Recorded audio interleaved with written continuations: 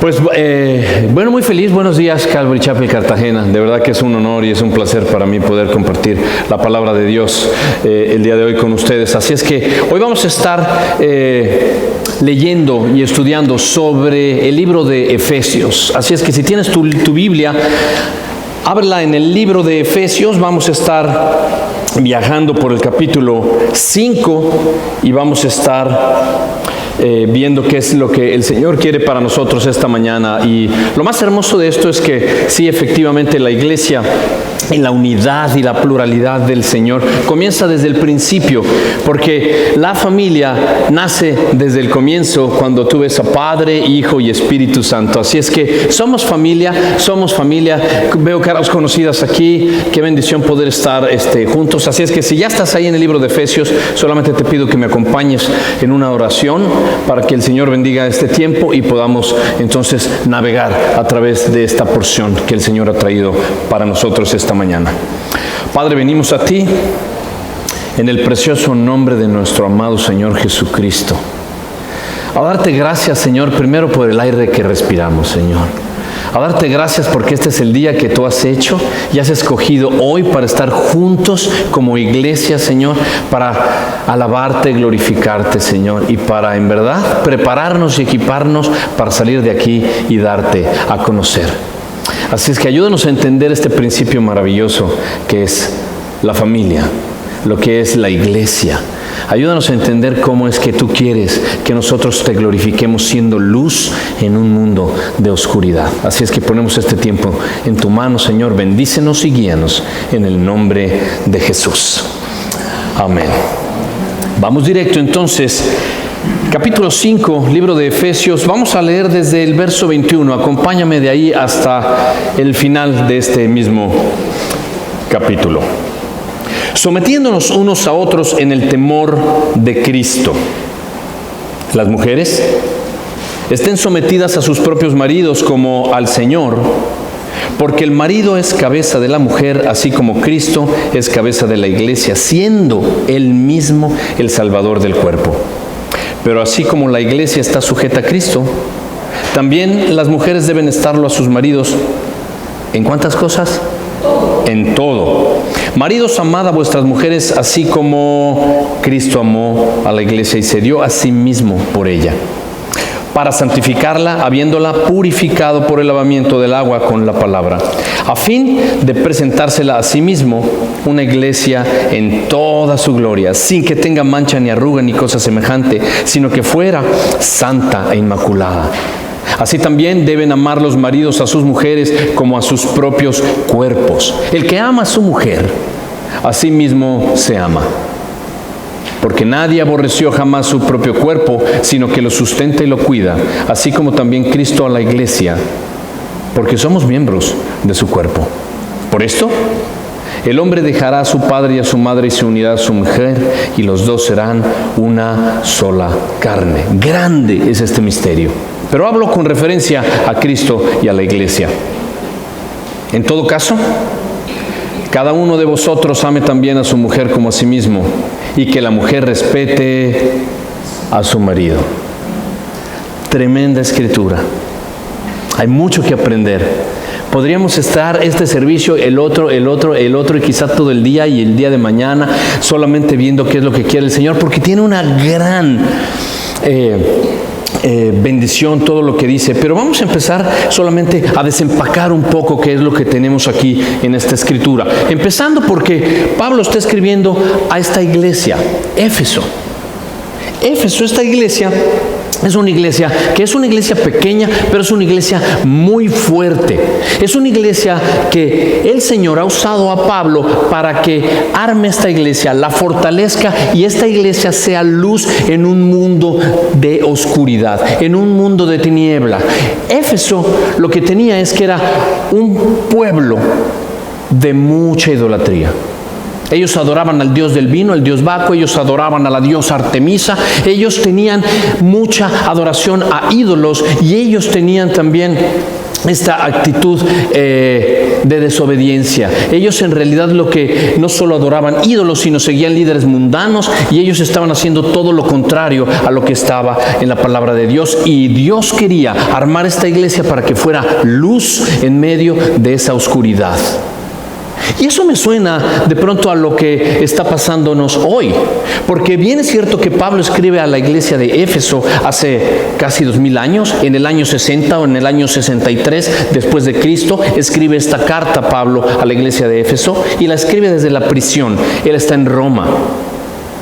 Ahora, Pablo en Roma, preso en cadenas por el evangelio, lleno de gozo. ¿Te podrías imaginar que hoy, después de todos esos años, esta misma carta tiene efecto para tu corazón y el mío? Pablo ha dejado escrito esto para que tú y yo como iglesia hoy brillemos aquí en Cartagena, brillemos allá en la Florida, en donde quiera que el Señor nos lleve, porque lo que Pablo está diciendo en realidad es que tenemos que ser luminares, tenemos que ser testimonio de lo que Dios ha hecho. Y la única manera de serlo es salir, es mostrarle a los demás qué es lo que Dios ha hecho en mi vida. Todos tenemos una vida transformada, todos tenemos un testimonio. Y esta iglesia no es la excepción. Esta iglesia en realidad está viviendo con mucha opresión, está viviendo con mucha idolatría alrededor, y sin embargo está tratando de fortalecerse. Así es que esta iglesia que quiere Pablo que sea un ejemplo, es una iglesia que va a mostrar la autoridad de Dios, sobre toda autoridad. No hay otro Dios en medio de Éfeso. Cuantos dioses de pequeñita había, Pablo ha mandado a esta iglesia a que muestren al Dios de dioses, Rey de reyes, al Señor Jesucristo. Y una de las maneras que lo va a hacer, que es muy hermoso, es a través de este modelo, del modelo de Jesucristo y la iglesia. Ese es el modelo mismo que nos deja aquí como instrucción para esposo y esposa. O sea que como matrimonio, una vez que estamos juntos, lo que Dios quiere es que seamos luz aquí en Cartagena, luz allá en Florida, en cualquier lugar, en todas las naciones. Quiere que nosotros brillemos mostrando al mundo quién es Él, cuando esposo y esposa están siendo uno. Y eso es lo que Pablo dice en el verso 32, que es un misterio. Al estar juntos hay luz. Al repelernos y al estar cada uno haciendo su vida, al rechazarnos unos a otros, hay oscuridad. La luz se da en el momento de la conexión. Como una lámpara misma que yo pueda poner en la pared y de pronto produce luz. Yo puedo tener la lámpara y está muy bien, puede ser muy linda, tiene una pantalla maravillosa, tiene buena altura, cabe muy bien en ese rincón, pero si no la conecto, no sirve. Si yo no la conecto, no hay luz. Si tú no conectas tu vida y tu corazón con el Señor, no habrá en verdad testimonio. Y eso es lo que nos está enseñando, a brillar a través de qué cosas, de nuestra actitud, a brillar a través de nuestras palabras, a brillar a través de nuestras relaciones. Y entonces empieza con el verso 21, que es maravilloso.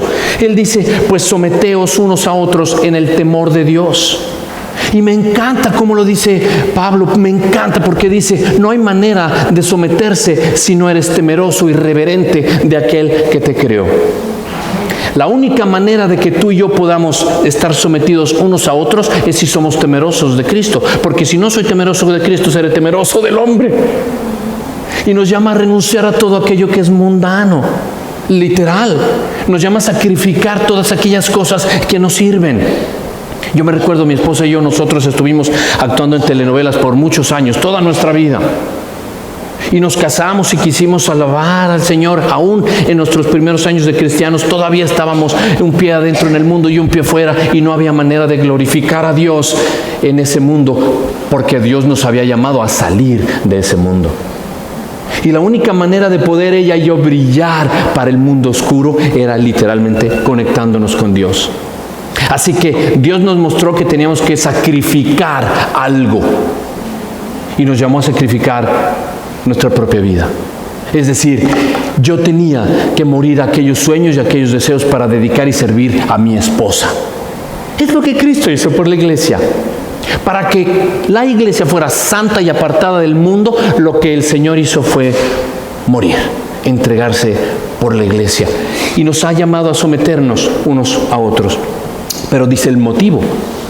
para poder ser temeroso de Dios. Y del verso 22 entonces empieza dándole, lo siento por las mujeres, pero la primera instrucción va directo y con todo a ellas. Así es que el Señor empieza directo a las mujeres y le dice: hey mujer, estén sometidas a sus propios maridos como al Señor. Esta palabra sometidas es esta palabra que es sujetas, es esta palabra que tiene como una orden militar, que quiere decir en realidad un rango, quiere decir someterte bajo de. No está hablando de que debe de ser la mujer inferior al hombre, porque fuimos creados a imagen y semejanza de Dios. Somos iguales, solo que cada uno tiene un rol y una función diferente. Y para Dios tenemos el mismo valor y la importancia. De manera que es como en los militares. Tú puedes ser un soldado raso y tu capitán que está por arriba de ti, puede haber apenas terminado la secundaria, pero tú como soldado raso, quizá tú tienes la ingeniería en aeronáutica. Y puedes ser más inteligente y más capaz que el capitán, pero cuando el capitán cruza, te tienes que cuadrar. Y mi esposa, yo reconozco que tiene mucho más capacidades que yo. Es más inteligente que yo en muchas otras cosas. Y no por eso, en verdad, yo soy inferior. O otras capacidades que yo tengo hacen que ella sea humillada porque yo soy mejor. No. Lo hermoso de esto es que el Señor, Dios, dice aquí, lo que quiere hacer es proveer para las necesidades del esposo usando a la esposa. Y para proveer de las necesidades de la esposa, el Señor va a usar al esposo. Entonces, juntos los dos serán uno, cumpliendo las necesidades uno del otro. Ven conmigo, ese es el modelo de la iglesia. Cuando Cristo provee por su novia, la iglesia. Ahora, la iglesia, de pronto la iglesia es desobediente. De pronto la iglesia no se comporta como debiera ser. Y sin embargo Cristo nos ama. Y sin embargo Cristo de verdad ha sido con gracia y misericordia siempre el novio. Es maravilloso. Entonces dice que la mujer debe de someterse. No está hablando de ser inferior. Y fíjate solo esto. Esta parte en realidad contradice mucho lo que la sociedad nos manda. Porque aquí, no vamos a ir para allá, pero en el verso 18 dice que debemos de ser llenos del Espíritu. Es decir, yo no puedo someterme a Cristo, mi esposa no puede someterse al esposo, no puedo someterme a las autoridades, no, si yo no estoy, de la manera que dice aquí, si no estoy lleno del Espíritu. Porque lo que Dios está diciendo aquí es que debemos de ser llenos del Espíritu para poder en verdad entender esto que es un misterio. Y entonces realmente dice así, verso 23 dice, ¿por qué es que tiene que ser? Porque el marido es cabeza de la mujer como Cristo es cabeza de la iglesia, siendo Él mismo el Salvador del cuerpo. Fíjate que en este verso 23, cuando dice que Él es cabeza de la mujer, esta palabra cabeza significa autoridad. De manera que Cristo Jesús es la autoridad de la iglesia y nos manda a ti y a mí como hombres a ser la autoridad de la casa. Es decir, nosotros somos responsables de lo que suceda en el hogar. Y responsable o responsabilidad quiere decir habilidad para responder. Dios nos está dando una habilidad para poder responder delante de Él en lo que suceda en mi hogar, en el cual me ha puesto como cabeza. Pregunta: ¿cuál es el estándar para dirigir mi hogar? Porque Dios me ha dejado hoy esta instrucción y toda la Biblia es útil, dice Timoteo. Pablo a través de Timoteo dice que toda la Biblia es útil. Y toda la Biblia ha sido inspirada por Dios y es útil para enseñar, corregir e instruir. ¿Con el propósito de qué? De que llevemos buenas obras a este mundo. Así es que dice el verso 24, pero así como la iglesia está sujeta a Cristo, también las mujeres deben también deben estarlo a sus maridos. ¿En cuántas cosas? En todo, ¿te das cuenta? Así como la iglesia está sujeta a Cristo, las mujeres deben estarlo a sus maridos en todo. Qué increíble, porque el verso 23 me dice, el marido es cabeza de la mujer como Cristo es cabeza de la iglesia. O sea que me está diciendo, el marido es como Cristo, no Cristo.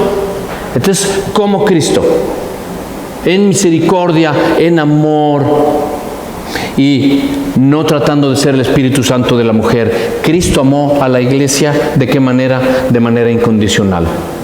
Cristo amó la iglesia de manera sacrificial. Él sacrificó su vida por la iglesia. Ahora, este amor es lo que la Biblia en su origen griego dice, se llama ágape. Ágape, el amor que tiene no condiciones. Me encanta la referencia, no lo tengo en la pantalla, pero se las voy a dar aquí. Esto es muy lindo porque dice la Biblia que el amor es paciente, es bondadoso, el amor no tiene envidia, el amor no es jactancioso y no es arrogante. No se porta indecorosamente y no busca lo suyo, no se irrita, no toma en cuenta el mal recibido, no se regocija de la injusticia, sino que se alegra con la verdad. Mira el verso 7. Todo lo sufre, todo lo cree, todo lo espera, y dilo conmigo, todo lo soporta. Esta es una figura hermosísima de nuestro Señor. ¿Habrá sufrido el Señor por su novia? Por supuesto que sí. Y yo no quiero sacrificar nada. Primero está el fútbol, primero está mi trabajo, primero están mis intereses antes que mi esposa, y yo primero estoy antes que Dios, y después mis hijos al último. Y tenemos que entender que lo que el Señor está diciendo es que es Dios, después mi esposa, después mis hijos, después mi trabajo y después el ministerio. Y tengo que aprender que la Biblia me llama a amar incondicionalmente. Es te amo y punto. El amor de Dios es este amor sacrificial. Ponle cuidado, y si eres de los que toma nota, toma nota. El amor sacrificial, el amor ágape, el amor que viene del Señor es darle al otro lo que más necesita, cuando menos se lo merece, a un costo de sacrificio. Dar al otro lo que más necesita, aunque menos lo merece, a un costo de sacrificio. Eso es lo que Dios hizo por ti y por mí en la cruz. Pero este mundo te enseña no el amor y punto, sino te enseña el amor sí o el amor por. Te amo si tú me amas. O te amo si tú te comportas así conmigo.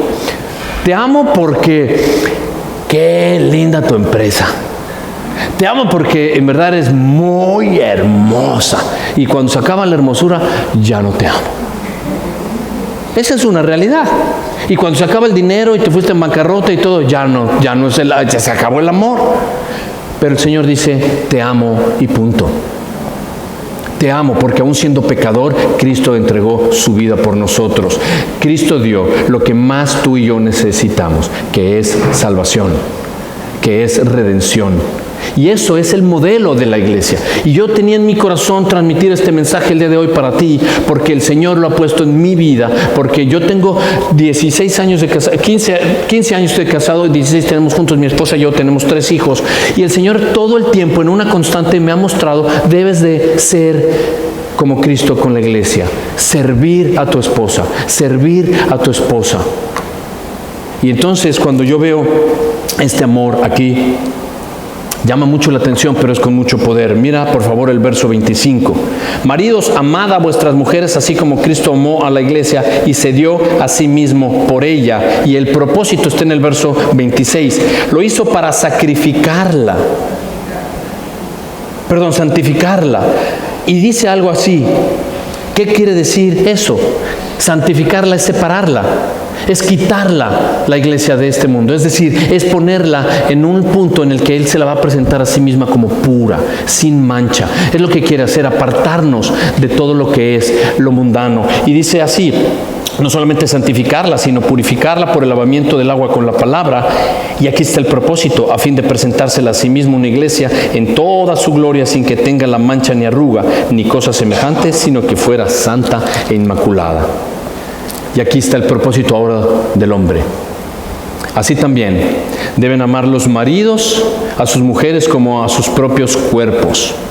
Eso siempre me llamó la atención, porque en verdad es que, ¿qué quiere decir con eso de que el que ama como ama, pues debe amar así su propio cuerpo? El que ama a su mujer, a sí mismo se ama. Y por mucho tiempo estuve pasando trabajo con eso hasta que leí el siguiente verso. Y el siguiente verso, cuando lo leí, me hizo sentido, porque dice, bueno, porque tú no aborreces tu cuerpo, ¿no? Nadie aborreció su cuerpo, sino que y aquí está la clave, lo que sustenta y lo que lo cuida. Así dice como hizo Cristo con la iglesia. Esta palabra sustenta y esta palabra cuida es la misma palabra protege y es la palabra alimenta. O sea, lo que está diciendo es que tú no pasas días sin comer y que no te importe. Tú no dejas el pelo sin cuidarte, te bañas, te pones champú, te alimentas, vas al gimnasio, de pronto estás cuidando de ti. Bueno, en realidad lo que quiere decir aquí con esta protección y esta provisión es de la manera en la que tú te cuidas en 4 aspectos: mentalmente, físicamente, relacionalmente y espiritualmente. Es la misma manera en la que Cristo Jesús, de acuerdo al libro de Lucas, el capítulo 2, dice que Jesús crecía en sabiduría para con los hombres, pero para con Dios, en relación con los hombres y con Dios, y crecía físicamente, espiritualmente, mentalmente y relacionalmente. La pregunta es, ¿yo voy a poder cuidar y proteger a mi esposa? Ojo con esto, de acuerdo a cómo proteja, cuide y alimente mi cuerpo. Tengo que tener cuidado en qué. Físicamente, mentalmente, relacionalmente y espiritualmente, en cómo me cuido, qué cosas veo en el internet, qué alimento estoy comiendo, cuáles son las amistades que tengo, cuáles son las relaciones con las que me desenvuelvo. Si mi esposa ve que yo me manejo bien en esa área, físicamente, mentalmente, espiritualmente y relacionalmente, ella no va a tener problema cuando yo le diga, te amo, mi amor, porque ella sabe que me cuido y me protejo. De la misma manera dice que debo de hacer yo con ella. Tengo que cuidar y proteger todo el círculo de mi esposa. Todo como es su vida relacional, con quienes se relaciona, qué películas ve. Tengo que cuidar y proteger todo aquello que se interponga, y ponle cuidado, aquello que se interponga entre tu vida y la de tu esposa como matrimonio, todo aquello que quiera estar en el medio, tengo que pelear por eso. Y dice aquí cómo: cuídate y protégete, y así hazlo para tu esposa. Y una de las cosas que me fascina es ver el Señor, Dios, el creador del universo. Desde el comienzo tú has visto cómo cuida y protege a su pueblo. Somos ovejas suyas, ovejas de su prado. David dice, bueno, Él es mi pastor y nada me salvará. ¿Por qué? Porque me cuida y me protege. A lugares de pastos verdes me va a llevar, junto a aguas de reposo. Yo voy a estar ahí, y si algo pasa con su vara y su callado, Él va a infundir mi aliento y me va a cuidar, porque me protege y me cuida. Pregunta: ¿tú crees que Dios ha traído ese esposo o esa esposa a tu vida para que tú veas que ella es perfecta o que Él es perfecto? No.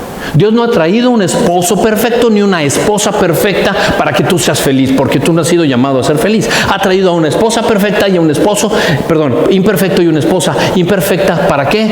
Para que tú puedas perdonarla y amarla como Cristo hizo con la iglesia. Esta relación de mi esposa conmigo es una relación de cada día morir a mí mismo para poder cuidarla y protegerla. Y cuando yo muero, entonces ella ve que he entregado mi vida por ella. Y esa es la figura del modelo y la iglesia. Es solamente gracia, mis hermanos, pura gracia. Este mismo este mismo libro de Efesios dice, toda la primera parte, lo que la gracia es. O sea, por gracia es que hemos sido salvos por medio de la fe. Es el capítulo 2. Toda la primera parte de este libro de Efesios habla de toda esta doctrina. La enseñanza de que tú y yo veamos que es por gracia que existimos, es por gracia que nos ha perdonado, es por el puro afecto de su voluntad, para que tú y yo sepamos quiénes somos en Él. Y la segunda parte de Efesios es, ok, ahora ya tú sabes, ahora vívelo. La pregunta es, ¿vives lo que dices? La pregunta, ¿estás aplicando todo aquello que estás escuchando hoy? Cuando el Señor te llama a decir, hay cosas que tienes que sacrificar por tu esposa, ¿las estás sacrificando? La pregunta es, esposa, hay cosas en las que tú tienes que honrar a tu esposo, ¿lo estás haciendo? Porque dice el verso, miren rapidito esto, el verso 33 de Efesios 5, al final, dice, ok, en todo caso, esto es por si no hemos tenido todavía claro lo que hemos dicho, pues en todo caso, mira esto, cada uno de vosotros ame también a su mujer como a sí mismo se ama. Que la mujer respete a su marido, amor y respeto. Y me encanta porque no tienes que ir ahí, pero es un solo verso donde dice Colosenses 3:18, dice, ok, mujeres, estén sujetas a vuestros maridos, dice, como conviene en el Señor. Esto conviene. El Señor va a bendecir tu vida cuando lo hacemos de acuerdo a su voluntad. No esperemos vivir una vida sin Dios esperando las bendiciones de Dios. Así es que el modelo de Cristo y la iglesia para el hogar es un modelo de sacrificio, es un modelo de servicio, es un modelo donde el vecino y el de enfrente pueda ver cuánto respeto y cuánta honra hay, que pueda haber esta relación que existe y el vecino diga, yo quiero de eso, no sé qué estás haciendo, pero me encanta verlos, que no saben pero sienten la presencia del Señor, y es solo gracia, solo gracia, solo gracia. Quiero que me acompañes para ver solamente un ejemplo que el Señor nos quiere mostrar acerca de su gracia. Ve conmigo a Juan capítulo 8. El Evangelio de Juan, en el capítulo 8, vamos a ver un ejemplo de la gracia de Dios, de este Dios encarnado, Jesucristo, mostrando misericordia y mostrando gracia como quiere que tú y yo la mostremos siempre en nuestra casa y en nuestra pareja. Y dice Juan capítulo 8, el verso 1, lo tienes en tu pantalla también, dice, y Jesús se fue al monte de los olivos, y por la mañana volvió al templo, y todo el pueblo vino a él, y sentado él les enseñaba. Entonces los escribas y los fariseos trajeron una mujer sorprendida en adulterio, y poniéndola en medio, le dijeron, Maestro, esta mujer ha sido sorprendida en el acto mismo de adulterio. Y en la ley nos mandó Moisés apedrear a tales mujeres. ¿Tú pues qué dices? Yo me imagino a este fariseo así como muy altanero, ¿no? Y bueno, pues, ¿qué dices? A ver, dinos qué es lo que tenemos que hacer. Y en el verso 6 dice, mas esto decían tentándole para poder, ¿qué cosa? Acusarle. Pero Jesús, inclinado hacia el suelo, escribía en tierra con el dedo. Y como insistieran en preguntarle, se enderezó y les dijo, el que de vosotros esté sin pecado sea el primero en arrojar la piedra contra ella. E inclinándose de nuevo hacia el suelo, siguió escribiendo en tierra. Pero ellos, al oír esto, acusados por su conciencia, salían uno a otro, comenzando desde los más viejos hasta los más postreros. Y quedó solo Jesús y la mujer que estaba en medio. Enderezándose Jesús, y no viendo a nadie, sino a la mujer, le dijo, mujer, ¿dónde están los que te acusaban? ¿Ninguno te condenó? Y ella responde, ninguno, Señor. Entonces Jesús le dijo, ni yo te condeno. Vete y no peques más. ¿Qué historia? Está el Señor, bueno, la Biblia nos dice que está ahí al comienzo de una mañana y está enseñando, dice que es el amanecer y que está en el templo, o sea que desde temprano están ya siendo enseñados por el Señor, pero de pronto irrumpe un momento y este momento ha sido roto por unos fariseos que traen a una mujer, se la tiran ahí en medio, cae la mujer, todos se echan para atrás, no saben bien qué está pasando, la mujer debe estar temblando, yo me la imagino desesperada, el Señor ve qué es lo que está pasando, levanta la vista y estos manes, ahí los fariseos diciendo, hey, a ver pues, esta mujer fue sorprendida en adulterio, ¿qué tú dices? ¿Qué es lo que tenemos que hacer? Hay que apedrearla, hay que matarla, ¿cierto? ¡Wow!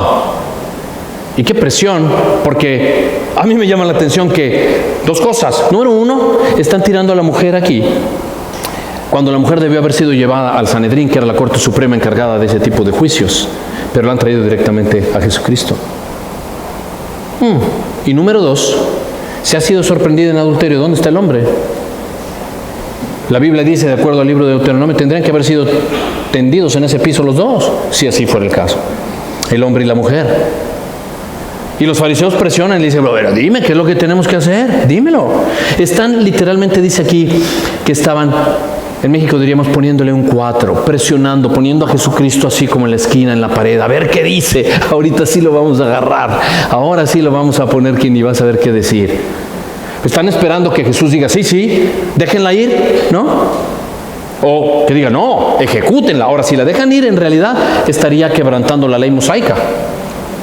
Pero si dice Jesucristo, no, mátenla, apedréenla, lapidación, entonces estaría quebrantando la ley romana, que en ese momento ellos no permitían que los judíos propiamente hicieran un juicio.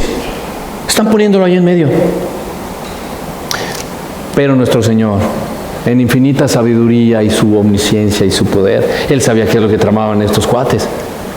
Así es que lo que hizo el Señor, dice aquí, si te das cuenta, Él dice que de pronto se arrodilló, y estando ahí de rodillas, el Señor dice que empezó a escribir con el dedo, y ahí se quedó. No dice cuánto tiempo, pero ahí estaba el Señor. Y te imaginas, mientras tanto estaba la mujer temblando, ¿no? Ella sabía que estaba delante de Jesús. Ella sabía que, por lo menos sabía que era una pena capital que tenía que ser cumplida a través de lapidación. Ella sabía en la posición en la que estaba. Y los otros hermanos estaban ahí, sí, con sus túnicas y sus cosas así esperando, ¿no? Y estaban ahí, a ver, ¿qué dices? Y el Señor seguía escribiendo en el piso. ¿Qué escribía? No nos narra la Biblia qué escribía, pero dice que escribía. Ahora, si vas al principio, allá en el libro de Éxodo, en el desierto, en el monte Sinaí, dice la Biblia que Dios le dio unas tablas a Moisés, que fueron escritas ¿con qué cosa? Con el dedo de Dios. En la profecía, en el libro de Daniel, dice que estaba en la pared la mano de Dios escribiendo. Aquí yo estoy viendo a Jesucristo usando el dedo. Abajo, mira lo que dice Jeremías, ven conmigo, nada más vas a tener en tu pantalla, Jeremías 17, no tienes que ir ahí, es un solo verso. Dice: Jehová, esperanza de Israel, todos los que te dejan serán avergonzados, y los que se apartan de mí serán escritos, ¿en dónde? En el polvo. ¿Por qué cosa? Porque te dejaron, Señor. Tú que eres manantial de agua viva, te han dado la espalda, han mentido, hipócritas les dicen. Wow, el Señor está ahí y está escribiendo. Ahora, solo viaja conmigo. Imagínate el Señor así en el piso escribiendo. ¿Y qué estaría escribiendo? Podrían ser quizá cada uno de los nombres de estos cuates que están ahí, de estos fariseos. Quizá los pecados de los fariseos, que el Señor pudiera estar escribiendo. Ok, Pedro, Simón, Leví, ¿dónde estabas el martes, Leví? ¿Te acuerdas que le dijiste a tu esposa que ibas al billar? ¿Te acuerdas dónde estabas, Jorge? ¿Dónde estabas, Jorge? Cuando estábamos firmando ese cheque, ¿para quién era? ¿Te acuerdas, Jorge? ¿Te acuerdas, Ángel? ¿Qué es lo que estabas haciendo con tu ira? ¿Y de qué manera te ofuscaste? ¿Y cómo no guardaste respeto? ¿Te acuerdas, Javier? Javier, ¿te acuerdas lo que le dijiste a tu esposa? ¿Era sincero en ese momento, Javier? Y escribiendo el Señor. Y de pronto estos fariseos empezaron a sentir convicción. Dice la Biblia aquí que cada uno, empezando por el más viejo, y empezaron a moverse. Empezaron a sentir que en verdad eran lo que Cristo les estaba mostrando a ellos que eran. Lo que Cristo les estaba mostrando a ellos que eran unos hipócritas. Ellos están como setting up todo eso, como poniéndolo ahí planeado para literalmente de probar y tentar a Jesucristo, y Él sabe si es Dios en carne. O sea, estos cuates tienen un pecado muy grande, y entonces el Señor se va a levantar con la capacidad y el poder que solamente Él tiene y los va a confrontar. Pero cuando se levanta ellos empiezan a salir, porque Jesús es el único que tenía la capacidad y el poder de verdad de ejercer juicio. Oh, ya. Sin embargo, Él se iba a levantar para decirle a estos fariseos lo que ellos en verdad eran y la falta que estaban cometiendo. Ellos no eran unos testigos calificados para arrojar la piedra. Así es que dice el Señor levantándose, dice en el verso 7, el que de vosotros esté sin pecado sea el primero en arrojar la piedra. Y condenados por su conciencia empezaron a soltar las piedras. ¡Clac! ¡Clac! ¡Clac! ¡Clac! Y empiezan a retirarse y salirse de uno en uno. Y la mujer, yo me imagino que ella pobre sigue temblando. No sé si pobre, pero sigue temblando. Y ahí está temblando la mujer y sabe delante de quién está. Y es impresionante porque nuestro Señor lleno de gracia, y es ahí donde quiero llegar con todo esto, el Señor lleno de gracia y de misericordia se queda delante de la mujer, la mira, la mujer mira al Señor el Señor vuelve y mira a la mujer y le hace esta pregunta: hey, ¿dónde están tus acusadores? ¿Te das cuenta? Dice, ¿dónde están tus acusadores? Y él le pregunta, ¿quién de ellos te condena? Y ella contesta algo maravilloso. Ella dice, ninguno, punto, Señor. O sea, ella no le dice maestro como ellos. Ella reconoce que Él es el Señor. Y le dice, no hay ninguno que me condene. Y el Señor, lleno de gracia, en vez de hacer lo que podía hacer, ¿sería que Él tendría el poder para hacerlo?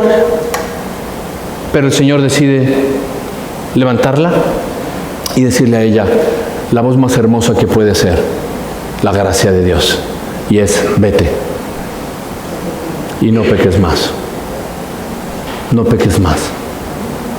¿Y cuántas veces el Señor no ha querido que nosotros podamos entender la capacidad del perdón y de la gracia? No solo como esposo o como esposa, sino como iglesia. Sino como iglesia, que podamos entender la gracia y la capacidad de perdonar al compañero de trabajo, al vecino, aquel que te haya hecho mal, porque como iglesia lo que Pablo quiere para esta iglesia pequeña, firme, estructurada en Éfeso, para los efesios, es que sean luz delante de todo este pueblo idólatra que adoraba a otros dioses. Pero tú sé diferente, tú sé luz, tú ten esto, gracia y misericordia. Y eso es lo que el Señor nos enseña. Y entonces ella se levanta y se va. Y yo me imagino que ella se fue arrepentida. Yo me imagino que ella reconocía lo que había hecho, y cuando el Señor le dice vete y no peques más, ella se retira de ese lugar, y yo me imagino ella adorando y alabando desde su corazón. Y yo quiero que tú y yo nos vayamos de este lugar de esa misma manera, que podamos saber que tenemos que ser luz allá afuera, y que podamos alabar y adorar, mi hermano, mi hermana, a nuestro Señor por la gracia que ha tenido. Esta mujer, en verdad, no necesitaba ser condenada. Esta mujer lo que necesitaba era ser rescatada. Y tú y yo no necesitamos ser condenados. Tú y yo necesitamos ser rescatados, perdonados, redimidos. Esa es la realidad. Eso es lo que el Señor quiere.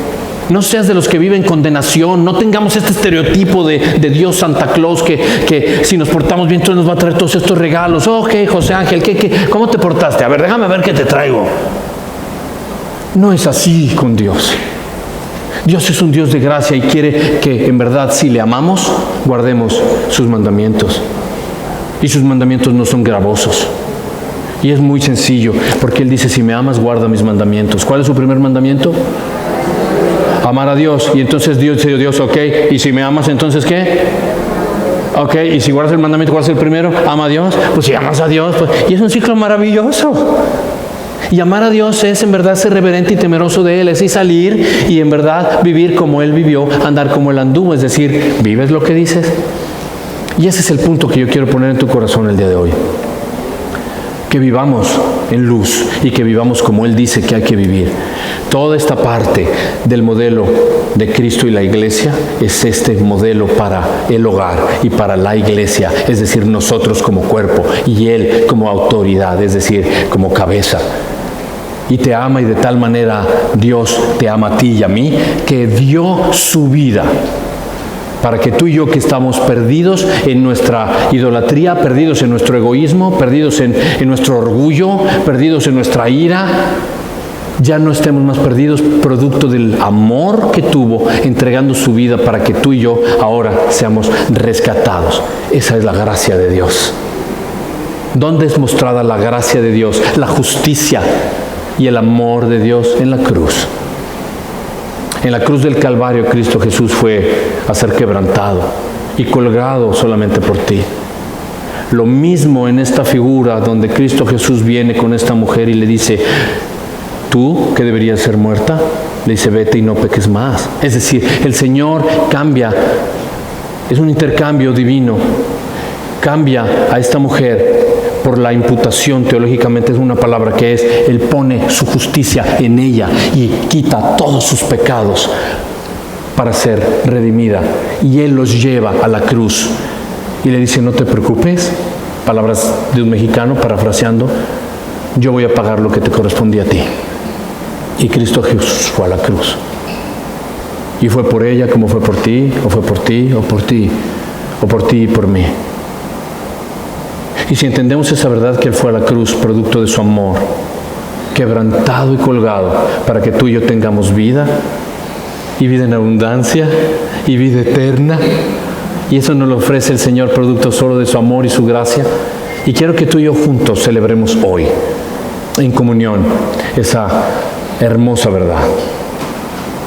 Así es que vamos a tener comunión y vamos a recordar lo que el Señor Jesucristo hizo por nosotros como iglesia, que para santificarnos y para purificarnos a través de su palabra, Él nos ha escogido y nos ha llamado donde estábamos para poder vivir por Él y para Él, para hacer luz cuando salgas de esta puerta en todo Cartagena y a donde quiera que tú vayas.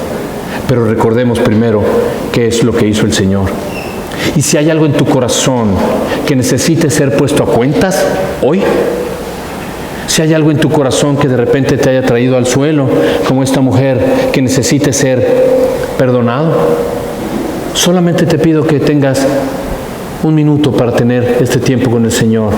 Y antes de tomar los elementos e invitarlo a entrar en ti, antes de tomar estos elementos que lo que hacen es que nos hacen recordar la obra en la cruz, toma un minuto y confiese lo que necesites decirle al Señor y ven limpio al altar para tener este tiempo de comunión. Tomemos un minuto.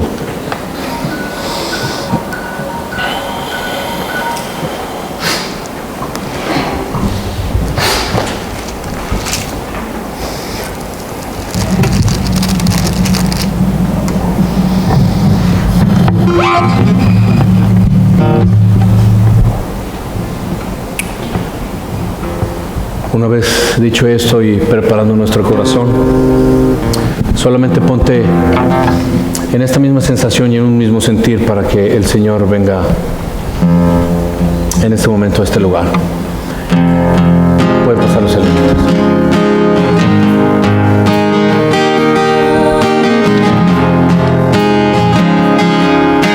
Cuando recibas estos elementos, manténlos en tu mano. No tomes la copa ni comas el pan, para hacerlo todos juntos en este tiempo como familia. Mantente en oración y mantén los elementos en tu mano. Y recordemos la obra del Señor Jesucristo en la cruz, por ti y por mí, pero hagámoslo juntos como iglesia.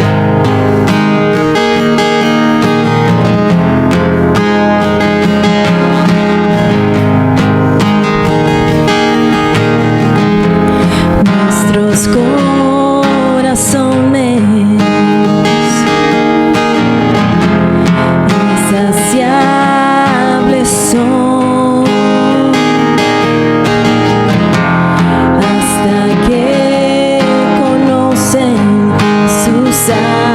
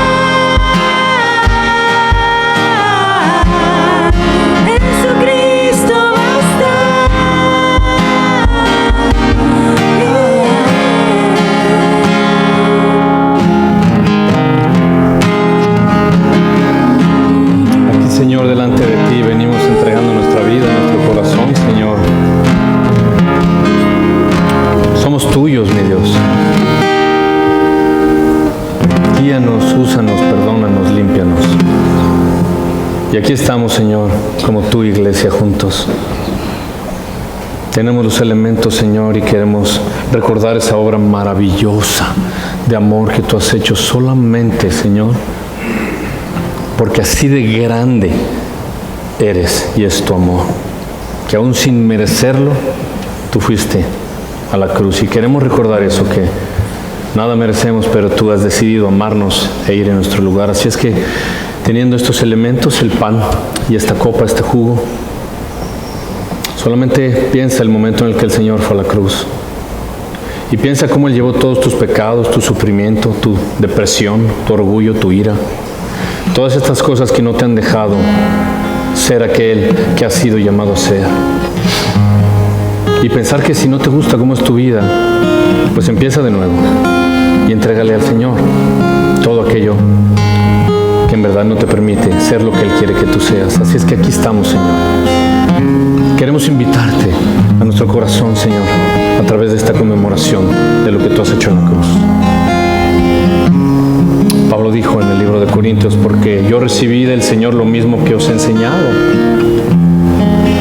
Y dice que el Señor Jesús, la noche en la que fue entregado, tomó pan y después de dar gracias lo partió y lo dijo y dijo: este es mi cuerpo para vosotros y por vosotros seré entregado.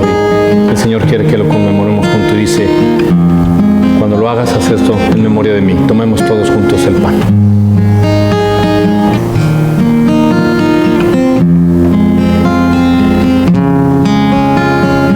De la misma manera también tomó la copa después de haber cenado, diciendo: esta es la copa del nuevo pacto que en mi sangre he hecho.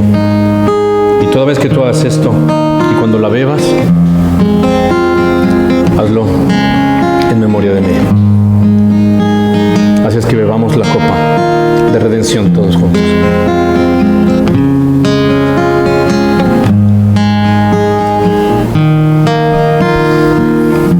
Pongámonos todos de pie